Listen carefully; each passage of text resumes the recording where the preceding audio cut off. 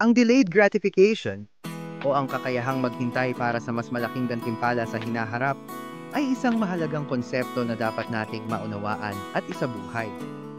Sa mundong puno ng instant na kasiyahan, mula sa mga social media notifications hanggang sa mga fast food, madaling mahulog sa bitag ng agarang kasiyahan.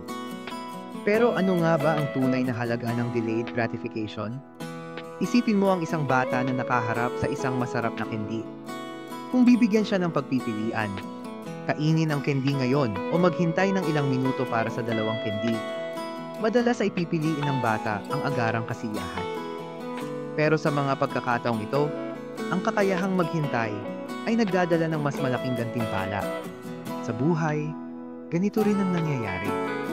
Ang mga taong marunong maghintay at magsakripisyo para sa mas magandang kinabukasan ay kadalasang nagtatagumpay. Sa aking karanasan, naranasan ko ang mga pagkakataong kailangan kong magpigil. Noong nag-aaral ako, maraming beses na nag-alok ang mga kaibigan ko na lumabas at mag-enjoy. Pero alam kong kailangan kong mag-aral para sa mga pagsusulit. Sa huli, ang mga sakripisyong iyon ay nagbunga ng magagandang marka at mas maraming oportunidad. Ang delayed gratification ay hindi lamang tungkol sa pag-iwas sa mga bagay na gusto natin, kundi sa pagbuo ng disiplina at pananaw para sa mas magandang kinabukasan. Minsan, naiisip ko rin ang mga tao sa paligid ko, yung mga nag-iipon para sa kanilang mga pangarap, maaaring bahay, negosyo, o kahit simpleng bakasyon. Ang mga ito ay hindi madaling makamit, ngunit ang kanilang kakayahang maghintay at magtrabaho para dito ay nagdadala ng mas malalim na kasiyahan.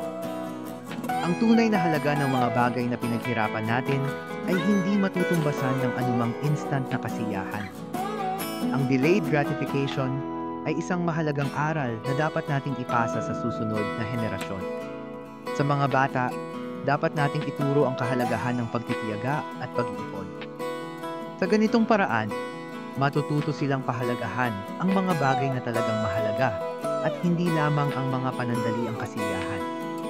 Sa huli, ang delayed gratification ay hindi lamang isang konsepto. Ito ay isang paraan ng pamumuhay.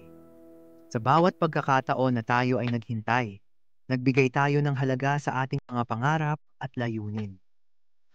Kaya sa susunod na may pagkakataon tayong maghintay, isipin natin ang mas malaking gantimpala na naghihintay sa atin.